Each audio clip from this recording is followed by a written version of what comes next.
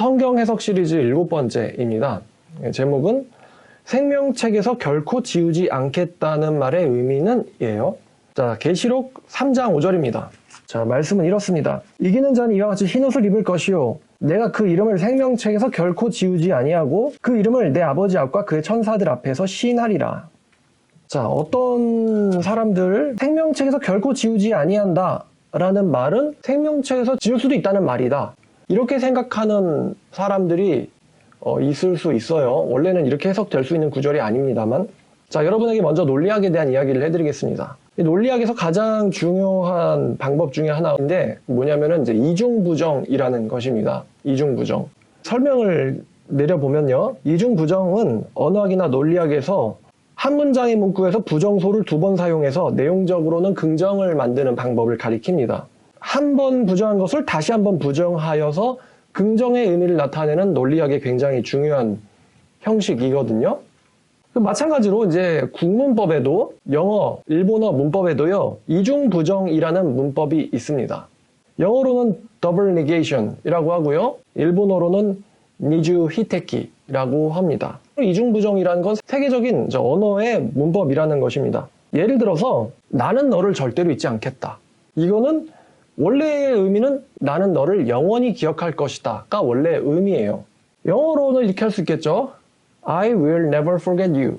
그러면 이거는 원래 무슨 의미냐면은 I will remember you forever. 이런 의미입니다. 일본어로는 이렇게 할 수 있겠죠. 제타이 와스레나이. 그럼 이거는 원래 무슨 의미냐면은 카나라즈 기요크스루. 이런 의미거든요. 우리나라 말로도 그런데요. 반드시 기억할 거야 라는 표현보다는 절대 잊지 않을 거야 라는 표현을 훨씬 더 자연스러워하죠.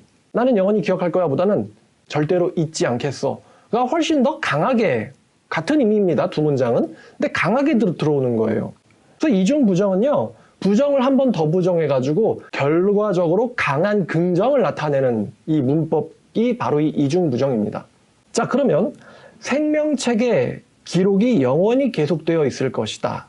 이게 원문장이에요. 이 문장이 부자연스럽기 때문에 이것을 이중부정으로 바꿨습니다. 너를 결코 생명책에서 지우지 않겠다. 이게 바로 영원히 기록이 지속된다라는 말의 이중부정인 것이죠.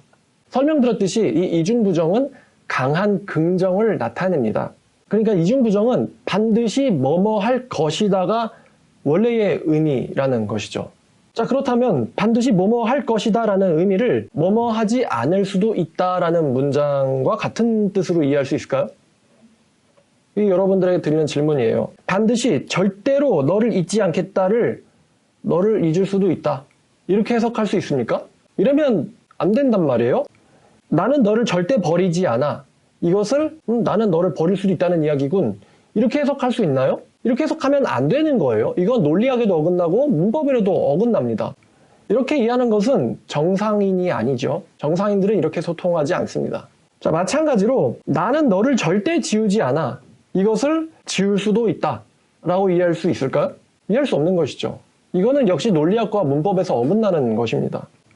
자, 그럼 따라서 요한계시록 3장 5절 그 이름을 생명책에서 결코 지우지 아니하고, 이것은요, 지울 수도 있다라고 해석될 수가 없는 문장입니다.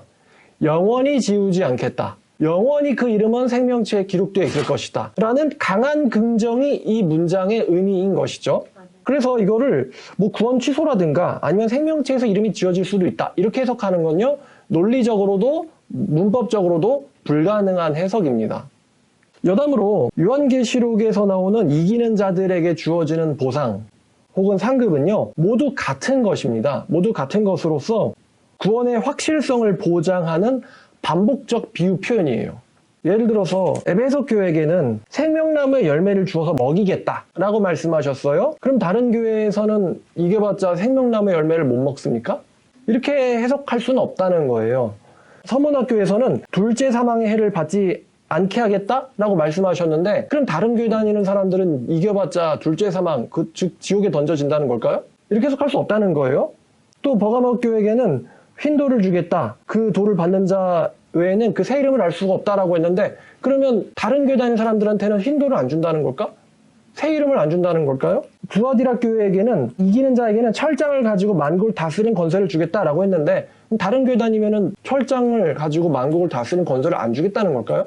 이렇게 해석할 수 없다는 거예요. 마지막으로 라오디게아 교회 보면은 자, 이기는 자는 내가 아버지 보좌에 함께 앉게, 내 보좌에 함께 앉게 해주겠다라고 했는데 그러면 라오디게아 교회를 안 다니는 사람들은 예수 그리스도와 같이 통치하지 못하게 만든다는 걸까요? 이렇게 해석할 수가 없다는 거예요.